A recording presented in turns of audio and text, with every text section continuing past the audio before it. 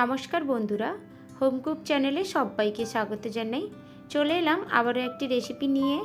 এই তীব্র গরমে যখন কোনো কিছু খেতে ইচ্ছে করে না বা মন চায় না, এই রেসিপিটা একবার বানিয়ে ফেলতে পারেন। আশা করি সবার খুব ভালো লাগবে। রেসিপি ভালো লাগলে ভিডিওটিতে একটা লাইক দিয়ে সকলের সাথে শেয়ার করবেন আর আমার চ্যানেলটিকে সাবস্ক্রাইব করে নিয়ে আমার পাশে থাকবেন। আজকে আমি লাউ আর আলু দিয়ে রুই মাছের পাতলা ঝোল বানিয়ে দেখাবো। দারুণ স্বাদের রেসিপি এটি হয়, আর গরম গরম ভাতে খেতে কিন্তু অসম্ভব সুন্দর লাগে। আমি প্রথমে 250 থেকে 300 গ্রামের মতো একটা লাউকে ডুমো ডুমো করে কেটে নিয়েছি, আর একটা মিডিয়াম সাইজের আলুকেও ডুমো ডুমো করে কেটে ধুয়ে পরিষ্কার করে নিয়েছি। এবার একটা মশলা তৈরি করে নেব। তার জন্য একটা মিক্সিং জার নিয়ে 1 টিস্পুনের মতো দিয়ে দিলাম গোটা ধনে, আর 1 টিস্পুনের মতো দিয়ে দিলাম গোটা পানমৌরি, আর হাফ টিস্পুনের মতো দিয়ে দিলাম গোটা জিরে, আর 3টে থেকে 4টের মতো তেজপাতাকে টুকরো করে দিয়ে দিলাম। আর দিচ্ছি 2 টুকরো পেঁয়াজ। একটা মিডিয়াম সাইজের পেঁয়াজকে হাফ টুকরো করে নিয়েছি আমি, ওটা আমি দিয়ে দিলাম। আর দিলাম একটা মিডিয়াম সাইজের টমেটোকে ছোট ছোট টুকরো করে দিয়ে দিয়েছি। আর 1 টেবিল স্পুনের মতো জল দিয়ে আমি এগুলোকে একদম মিহি করে পেস্ট করে নেব। একদম মিহি করে পেস্ট করে নিয়েছি, দেখুন এইভাবে পেস্টটা করে নিয়েছি। এবার এটাকে সাইডে রেখে নিয়ে আমি চলে যাচ্ছি মাছগুলোতে লবণ আর হলুদ মাখিয়ে নেব। আমি এখানে 3 পিস রুই মাছ নিয়েছি। আপনারা চাইলে রুই মাছের বদলে যে কোনো মাছই আপনারা নিয়ে নিতে পারেন। আমাদের বাড়িতে 3 জন খেতে, তার জন্য আমি 3 পিস নিয়েছি। আপনারা আপনাদের বাড়ির মেম্বার হিসাবে মাছের পিসটা বাড়িয়ে নেবেন বা কমিয়ে নেবেন। এবার সামান্য একটু লবণ আর সামান্য একটু হলুদ দিয়ে খুব ভালো করে মাছের গায়ে আমি লবণ আর হলুদটা মাখিয়ে নেব। মাছের গায়ে লবণ আর হলুদটা খুব ভালো করে মাখিয়ে নিয়েছি। এবার চলে যাচ্ছি রান্নার পর্যায়ে। গ্যাসে একটা কড়াই বসিয়ে দিয়েছি, আর গ্যাসের ফ্লেমটা হাইতে করে নিয়ে আমি বেশ কিছুটা পরিমাণ সাদা তেল দিয়ে দিলাম, আর দিলাম 1 টেবিল স্পুনের মতো সর্ষের তেল। আমি রান্নাটা পুরোটা সর্ষের তেলে করব না, কারণ সর্ষের তেলে একটু ঝাঁঝালো টাইপের লাগে, আমাকে ভালো লাগে না। তো তার জন্য আমি অল্প একটু সর্ষের তেল দিলাম, আর বাকিটা সাদা তেলে রান্না করব। এবার 2 রকমের তেলটাকে খুব ভালো করে মিক্স করে নিলাম, আর সামান্য একটু লবণ দিয়ে দিলাম, আর সামান্য একটু হলুদ গুঁড়ো দিয়ে দিলাম, দিয়ে খুব ভালো করে মিক্স করে নিচ্ছি। লবণ আর হলুদ গুঁড়োটা দিলে মাছগুলো কড়াইতে চিপকে থাকবে না, আর মাছগুলো ভাজার সময় তেলটাও কিন্তু গায়ে ছিটকে আসার সম্ভাবনা কম থাকে। এবার লবণটা আর হলুদটা খুব ভালো করে মিক্স করে নিয়েছি। কড়াটাও খুব ভালো করে গরম হয়ে তেলটাও গরম হয়ে গেছে। এবার আমি মাছগুলোকে যে লবণ হলুদ মাখিয়ে রেখেছিলাম ওই মাছগুলোই আমি এক এক করে দিয়ে দিলাম। এবার গ্যাসের ফ্লেমটা হাইতে করে আমি উল্টে পাল্টে মাছগুলোকে একদম গোল্ডেন ব্রাউন করে ভেজে নেব। মাছগুলোকে আমি একদম গোল্ডেন ব্রাউন করে ভেজে নিয়েছি। এবার আমি একটা প্লেটে মাছগুলোকে তুলে নিচ্ছি। মাছগুলোকে আমি একটা প্লেটে তুলে নিচ্ছি। দেখুন ঠিক এইভাবে আমি মাছগুলো ভেজে নিয়েছি। এবার রান্নাটা ওই তেলেই আমি করে নেব। তার জন্য হাফ টিস্পুনের মতো দিয়ে দিলাম কালো জিরে, আর দিলাম 3টের মতো চেরা কাঁচা লঙ্কা। এবার গ্যাসের ফ্লেমটা স্লোতে রেখে আমি 30 থেকে 40 সেকেন্ডের মতো কালো জিরে আর কাঁচা লঙ্কাটাকে নেড়ে চেড়ে আমি সুন্দর করে একটু ভাজা করে নেব। কালো জিরে আর কাঁচা লঙ্কা ভাজলে গন্ধটা খুব সুন্দর করে বেরায়। ওই গন্ধটা একটু সুন্দর বেরোলেই আমি আলুগুলো অ্যাড করে দেব। আলুগুলো অ্যাড করে দিয়েছি। এবার আমি লাউগুলোকেও অ্যাড করে দিলাম। এবার কিছুটা গুঁড়ো মশলা অ্যাড করে দিচ্ছি। তার মধ্যে দিলাম 1/3 টিস্পুনের মতো হলুদ গুঁড়ো, আর হাফ টিস্পুনের মতো লঙ্কার গুঁড়ো।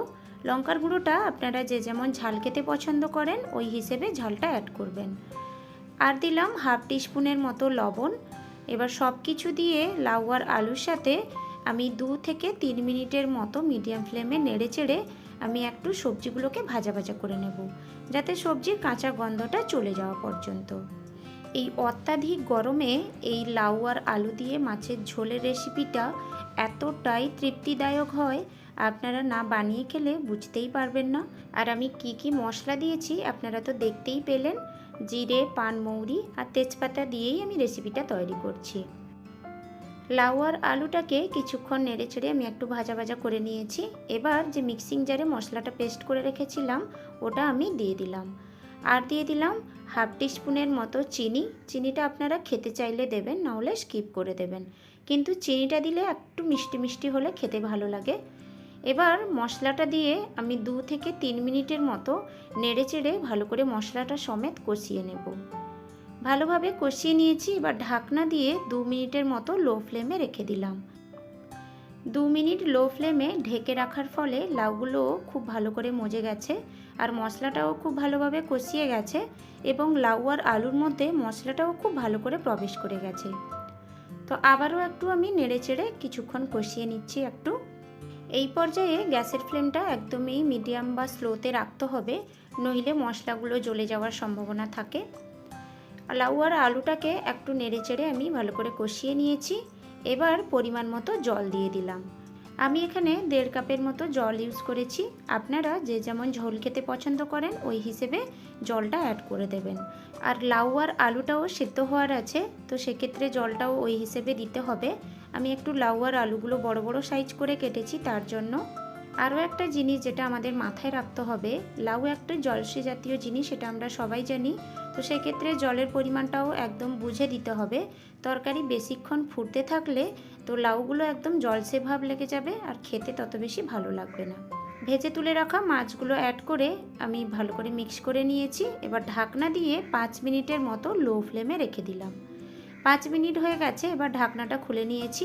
দেখুন বন্ধুরা, তরকারিতে ঝোলের পরিমাণটাও একদম বরাবর এসে গেছে আর লাউগুলোও ভালোভাবে সেদ্ধ হয়ে গেছে আর আলুটাও কিন্তু খুব ভালোভাবে সেদ্ধ হয়ে গেছে। রান্নাটা আমার সম্পূর্ণ রেডি হয়ে এসেছে। এবার এই পর্যায়ে আমি গ্যাসের ফ্লেমটা কিন্তু এবার বন্ধ করে দেব। তো তার আগে আমি 3টে থেকে 4টের মতো কাঁচা লঙ্কাকে চিড়ে ওপর থেকে দিয়ে দিলাম, তাতে তরকারির স্বাদটা কিন্তু ভালো আসবে তার জন্য। এবার কাঁচা লঙ্কাটা দিয়ে আমি ওপর থেকে একটু সুন্দর করে সাইজ করে নিলাম। এবার ঢাকনা দিয়ে আমি এটাকে 5 থেকে 7 মিনিটের মতো স্ট্যান্ডিং টাইমে রেখে দেব।